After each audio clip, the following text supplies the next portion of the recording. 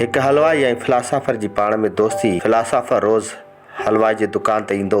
हलवाई बिज़द हूंदो, मूंखे फ़लसफ़ो सेखार। फिलासफ़र चवंदो, तुंहिंजो फ़लसफ़े सां छा, तूं पंहिंजो कमकार कर। घणे इसरार करण खां पोइ फिलासफ़र चयो, ठीकु आहे, मां कंहिं ॾींहुं तोखे फ़लसफ़ो सेखारींदुसि।